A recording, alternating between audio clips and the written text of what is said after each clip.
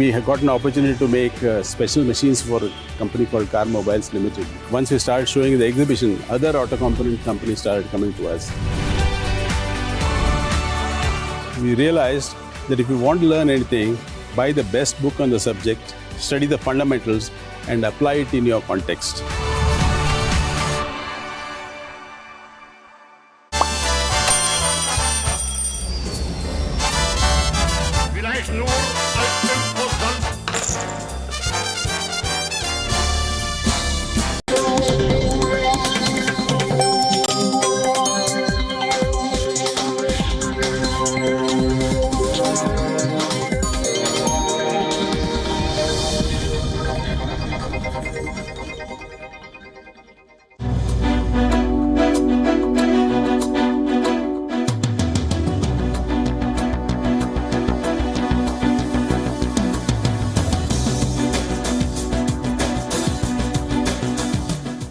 Hello and welcome to the West Asia Post. I am Ghadi Francis coming to you from Beirut, Lebanon. And this is our weekly show where we bring you all things new from the world's most volatile region.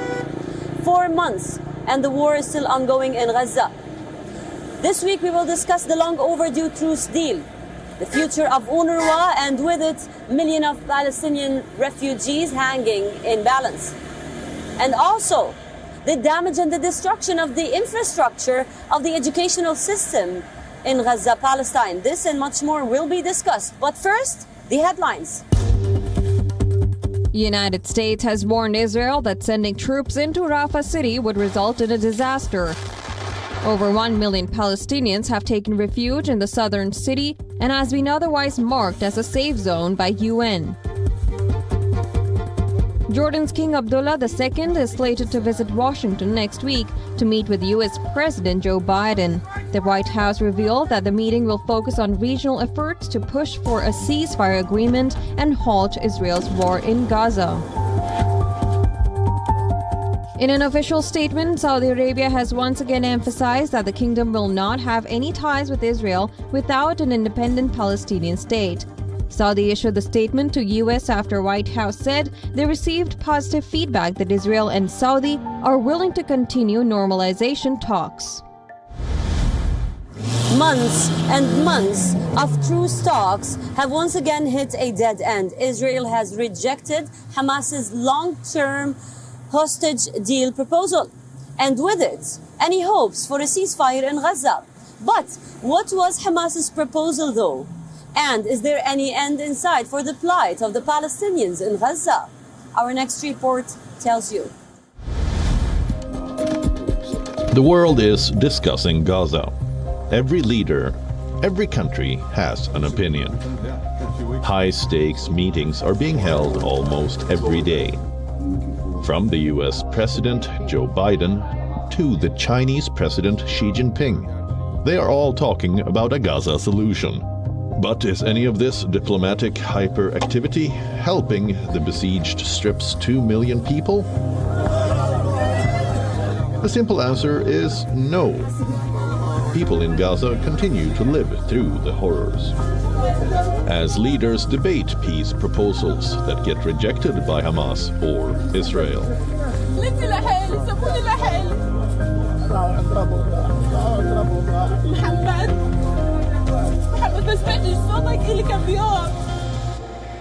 This week, the U.S. Secretary of State Antony Blinken was in West Asia. He visited Saudi Arabia, Egypt, and Israel. On his final day, the top American diplomat sat down with the Israeli war cabinet. The leaders discussed the war in Gaza and the terms for a possible ceasefire. While Blinken was in Israel, Prime Minister Netanyahu ordered the Israeli military to focus on Rafah next.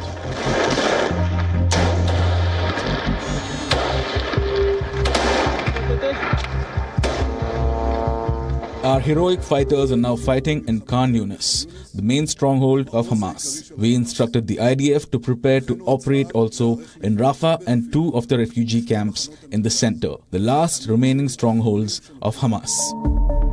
This is the Rafah Netanyahu spoke about, a congested colony near the Egyptian border. Nearly 1 million people are living in Rafah as of today. Majority of them are displaced from their homes after the Israeli attacks. Earlier this week, Netanyahu rejected peace terms set by the Hamas militant group. He called their proposal delusional and said the Israeli actions will continue until Hamas is eradicated. The rejected Hamas proposal included a 3-stage release of all hostages and an exchange of dead bodies.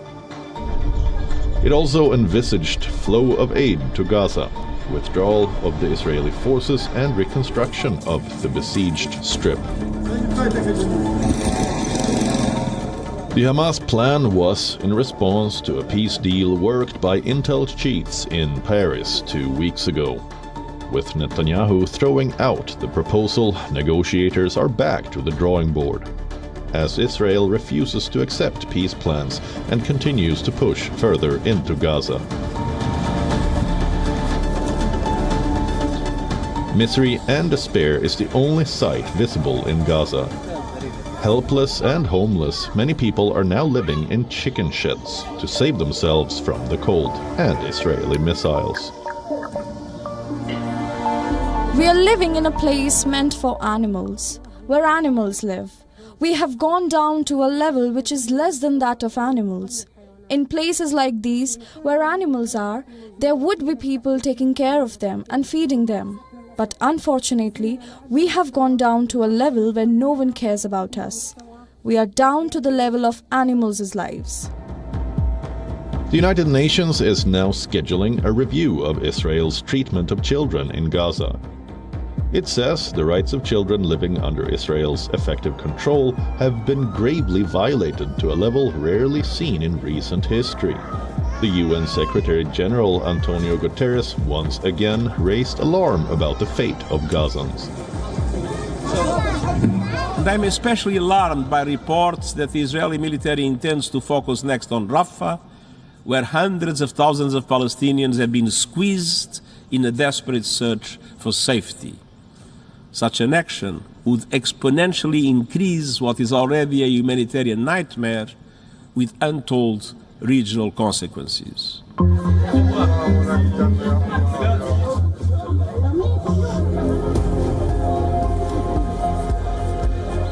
Israel has refused all claims. It says they are taking steps to avoid civilian casualties. Precautions that, ironically enough, have failed to stop the killings of a reported over 27,000 people in Gaza.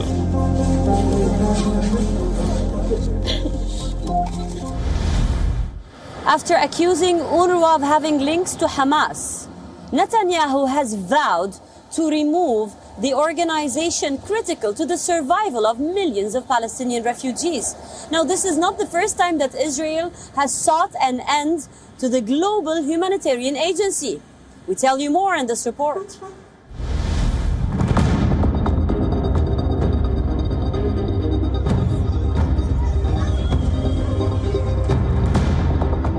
UNRWA's fate hangs by a delicate thread, as does the survival of over 5 million Palestinian refugees.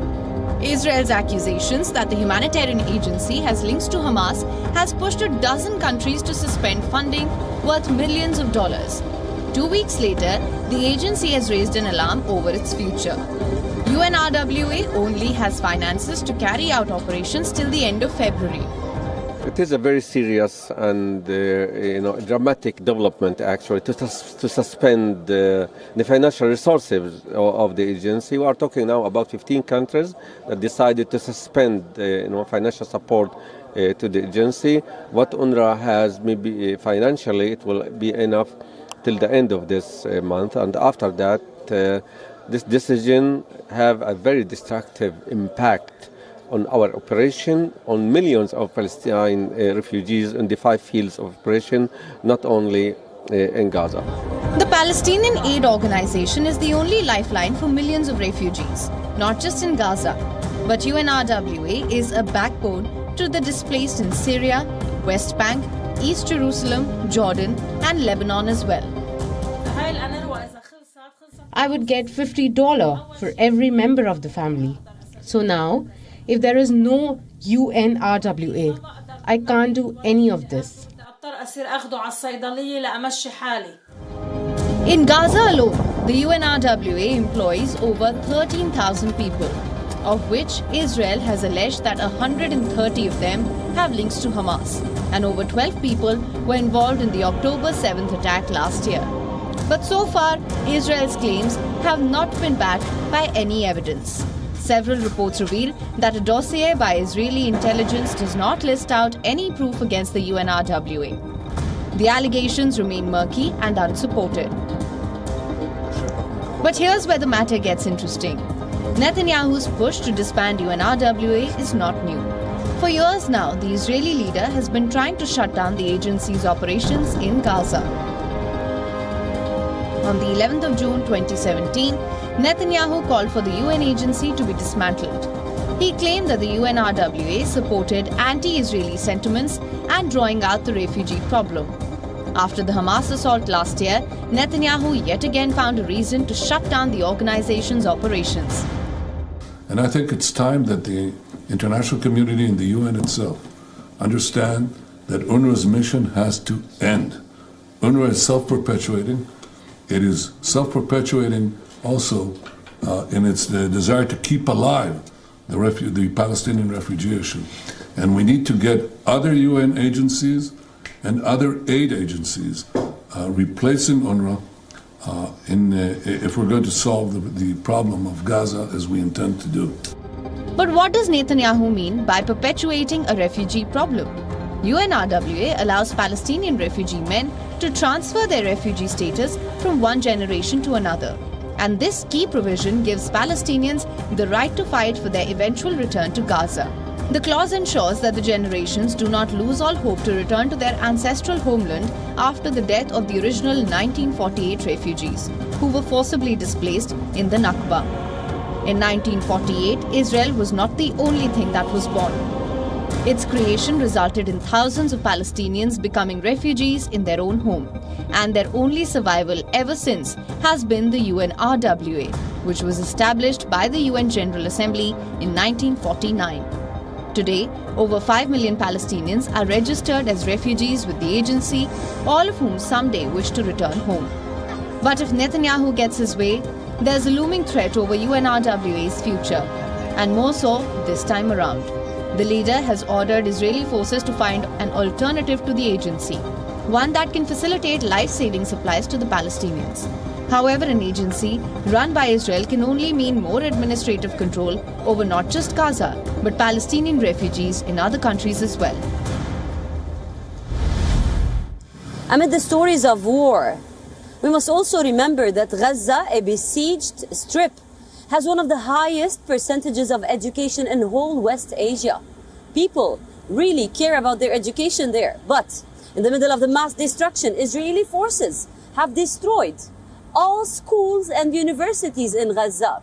But still, the children of this enclave are showing their true colors. One boy took media reports by storm during the past week. He was called Gaza's Newton. Take a look.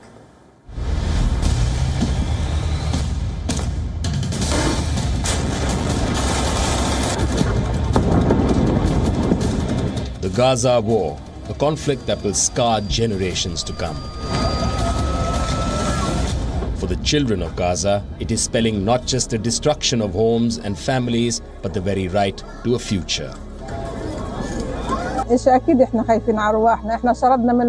Of course, we are afraid of our lives. We fled for our lives right in the middle of the battle. A rocket was thrown in the school and we barely made it out alive. Israel's assault has left Gaza's education system in tatters.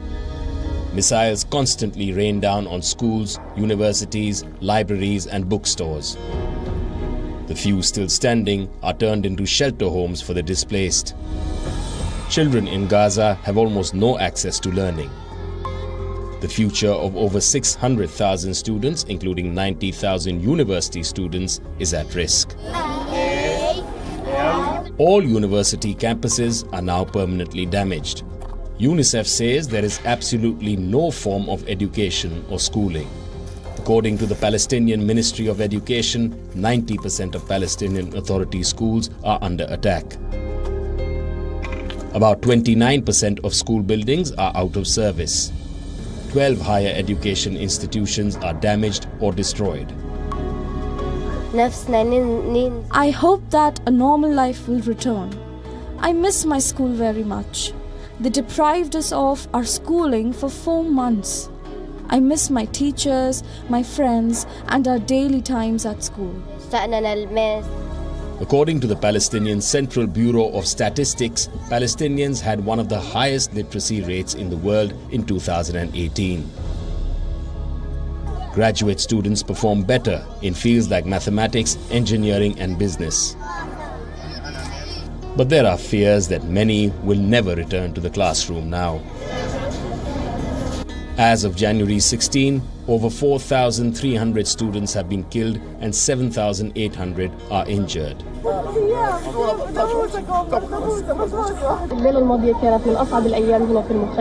Medicine has been my ambition ever since I was young.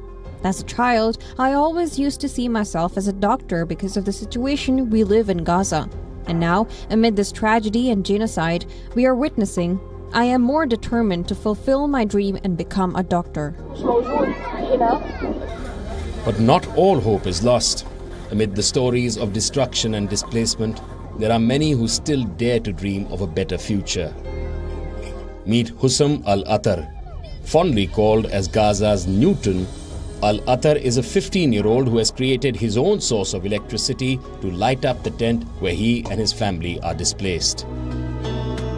And then there's Mustafa, a teacher who has launched her own initiative for the displaced in a camp in Rafah located near the Egyptian border.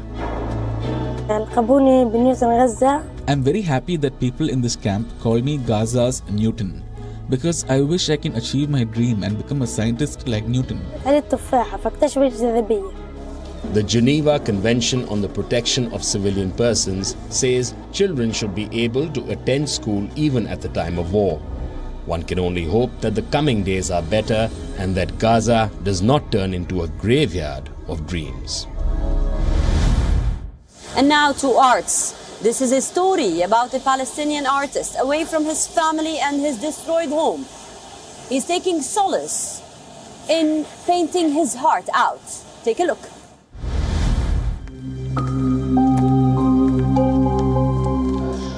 Located miles away in Gaza is Muhammad al-Rukui's home. The war has displaced his family, who are now residing somewhere near Rafah. Living in Syria, Gaza is all he thinks about day and night. When I open my mobile, I try to get the news because all my family is inside Gaza. Brothers, sisters, aunts and relatives. The ongoing war has once again fanned the fire in his heart. His longing for home and loved ones has found an outlet through art. He is preserving his dream of returning to his homeland through paintings. He is one of the many Palestinian prisoners freed in a 1985 swap deal. From once being a fighter of the Popular Front for the Liberation of Palestine to now a painter in the Syrian capital. Al-Rukui's journey has had many twists and turns.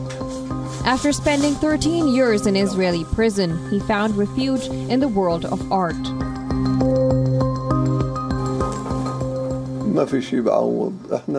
Nothing replaces one's homeland. We work in order to stay in the atmosphere for our return. These are memories that we want to keep remembering until one day we can return. Rukui's goal remains the same: justice for his homeland and freedom for Palestinians. To keep his long-cherished dream alive, he keeps recreating Palestine through his creativity. For a Palestinian refugee in Damascus, art serves as an antidote to his suffering. Imagine a disaster as big as that. Overnight and in split seconds, tens of thousands killed, millions homeless and displaced. Well, this is exactly what happened around a year ago in West Asia. Turkey and Syria were hit by this disaster. an earthquake. We were there. WION went to Aleppo, Hama, Jable in Latakia and brought reports about this calamity. Today and after 1 year, we bring you a roundup from Turkey and Syria about this deadly earthquake.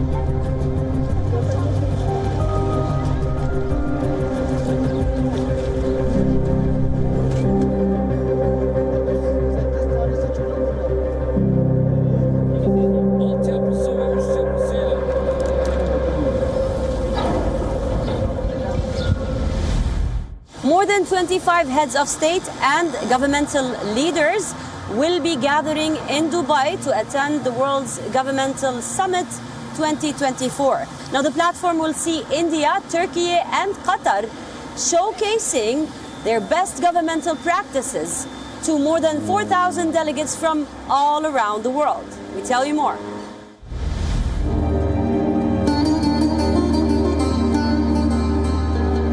The stage is set in Dubai. India's Prime Minister Narendra Modi will be among the world leaders on the center stage as he shares his governance mantra with the world. He will be joined by Turkey's President Recep Tayyip Erdogan and Qatar's Prime Minister Sheikh Mohammed bin Abdulrahman Al Thani. Delegations from all over the world will hear from the guest country's successful government experiences and developmental initiatives. Starting on February 12th, the WGS has adopted the theme Shaping Future Governments. Leaders from Turkey, India and Qatar are the guests of honor. Bollywood superstar Shah Rukh Khan will also be participating in a conversation session. During his Dubai visit, India's Prime Minister Narendra Modi will also be inaugurating a Hindu temple in Abu Dhabi.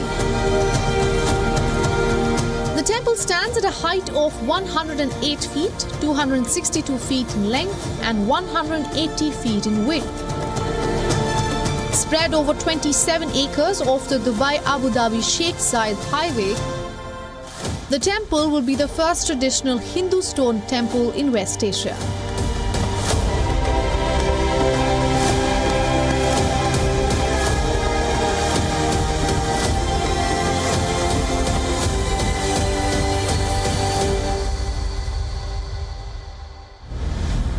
And in the last part of our episode, we will show you the other face of West Asia. Although this region has been marred with volatility and wars, it is also known to host the most luxurious global events of all time. For example, in the following report, we will show you the Doha Jewelry and Watches exhibition. Take a look.